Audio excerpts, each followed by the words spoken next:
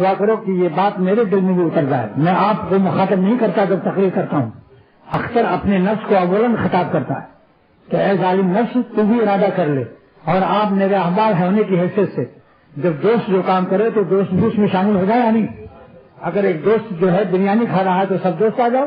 جب میں تقویٰ کی بریانی کی دعوت دے رہا ہوں تو آپ میرے ساتھ شریک ہو جاؤ، اللہ کے ولی بن جاؤ.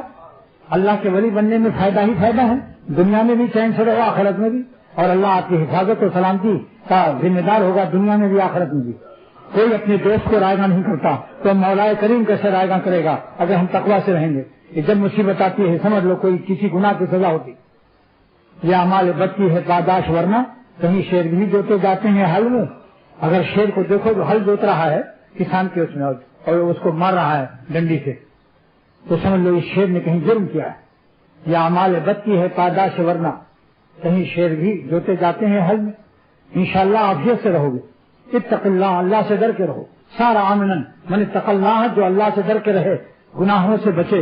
اگر گناہ ہو جائے تو توبہ میں دیر نہ کرے. مستغفر بھی متقی ہے جو اللہ سے معافی مانگ لیتا ہے. تو سارا آمنن، سارے عالم میں امن سے رہے گا. جہاں بھی جاؤ، کشتی میں رہو، سمندر میں رہو، ہواؤں میں رہو، زمین پر رہو، دامن کوہ میں رہو، سکوت صحرا میں رہو، لبے دریا رہو.